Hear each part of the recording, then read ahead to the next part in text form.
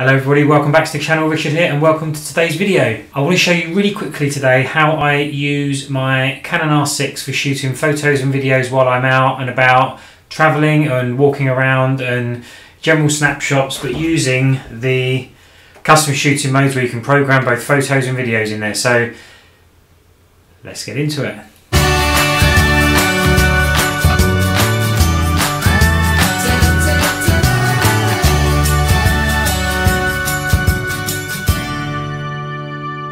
Okay, so the main reason I bought the Canon R6 was so that with one camera I could get great video and great photos all through just carrying one camera around. And after using it for a while, for a few trips, getting out and about with it, I think I've set it up now to exactly how I want it to be for when I'm moving around, travelling, walking, family days out.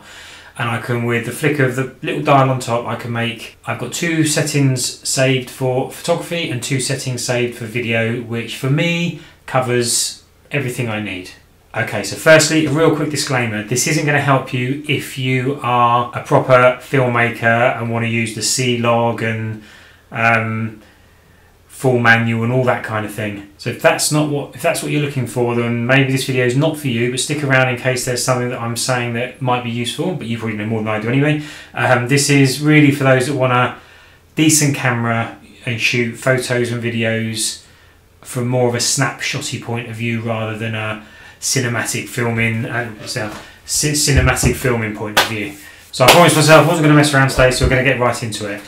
I have so there is a C1, a C2, a C3 and a video mode that I use for programming.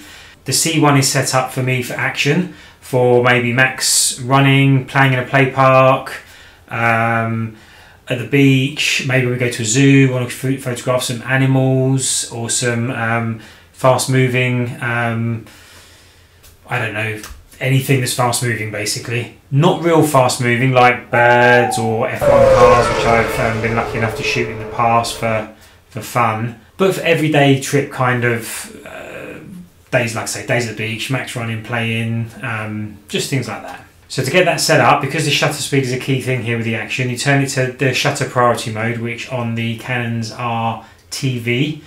And for me, I think 1/800th of a second is about right. So I dial that in. I set the ISO to auto, and obviously because it's in shutter mode, the aperture is going to be calculated automatically as well. And I also change things maybe with continuous AF, things like that. Basically, set it up how you want it to shoot something that's moving fast. Flick back into the menu, head along to, I think it's option 5 of the yellow menu screen, and we save it to custom 1.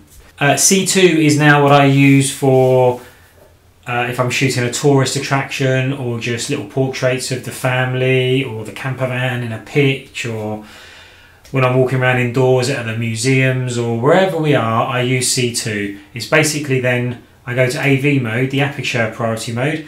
I put it down on the lowest aperture the lens will take. That will obviously increase as I zoom from 24 to 105. It will go from f4 to f7.1, but it will stay at the lowest rate the lens allows. And the shutter speed will change accordingly, and so will the ISO, because that's set up as auto as well. Now in really dark situations, you may find that the ISO maxes out and the shutter speed goes too low, so you can set up a minimum shutter speed in the auto ISO settings, and I'm hoping to do another video on that, and if I have done it I'll link that up here. In the meantime, you just have to play around with it and get the right settings for you, but basically AV mode, lowest aperture you can. When you've got everything, I use it as one shot. I don't do this as continuous focus mode. I do this as one shot, and head back into that yellow menu and save those settings to C2. So we've now got C1 to shoot fast action, C2 to shoot everyday walk around, landscape type, touristy pictures. Now C3, I use this for video. Like I said, it's not full manual. It is kind of using similar settings to what I use for photography, but for me it does for walking around, filming the sights and sounds and things that we're doing. So basically go back, put it into TV mode again, in the camera into TV mode, and set the shutter speed, or okay, it depends on the frame rate you want to shoot in. It's all very technical now, but I tend to go for a 60 frames per second frame rate, which means that the camera has to be set up at twice as, the shutter speed needs to be twice as much as that, so 125th of a second. There is a reason for that. I don't know it because I'm not a filmmaker, but that's what I've read. It also means if you shoot at 60 frames a second, you can slow it down 50% and get some sort of slow-mo without it really degrading the quality. Whereas if you shoot at 24 frames a second, I think if you slow that down, it does become quite jumpy. I found it works for me. Obviously, play around with whatever settings you need, but this is just telling you how to get it all saved in. So basically, once you set that up, the aperture is going to change itself. You can't affect that. I have auto ISO as well because I just want to be able to shoot from maybe outdoors to indoors without fiddling around with the camera and changing settings and testing it and all things like that. I just want to be shooting a hill, walk inside, shooting a museum, all on the same settings, which is C3, programmed at 125th of a second for 60 frames a second, and it just one size fits all kind of scenario. Okay, sorry about that. The card filled up and I lost everything I started to say then, so I've just gone back and I'm going to redo this bit. So there's also there's the video mode as well, which you can hopefully see there. Where are we? The video mode. So that is as well as the C1, the C2 and the C3 modes. Now this is something that I use very rarely. It's only if I want to do something that's really super slow-mo, like moving water, a waterfall maybe. Something where you want to max jump in off of a, I was going to say a bridge then, but it doesn't jump off bridges. You know, jumping off of something, you want to get that really slow-mo.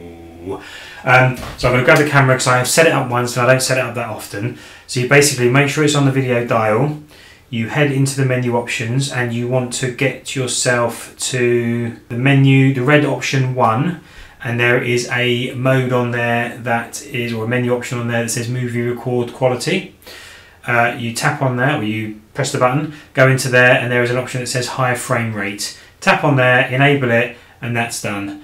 And then everything you then shoot will be in super smooth, super slow, slow-mo, which is a lot of S's. So that's it. It's really quite easy. C1 set up for fast action photography, C2 for everyday walk around, landscapey type tourist photography, C3 for everyday walk around, touristy type videos. You can go indoors and outdoors and the camera will adjust most of the settings for you. And the video icon for, I don't know what that is, video icon for slow-mo. And that's it. You're not having to worry about doing settings for every different scenario. As I said at the start, not great if you want to do proper cinematic filming, but it is good if you're just using the camera to do tourist walk around, everyday photos and videos. That is the end of that. I hope that was useful. Please give me a thumbs up if it was. Like and subscribe to the channel. Wednesdays there are photography videos, either like this or out in the field. Sundays there's normally something travel related where I'm out and about seeing sights. Bit of a mismatch, but if you like travel and you like photography, why not come along for the ride? Hit that like button, subscribe to the channel if you haven't done so already, and I will see you in the next video. Bye for now.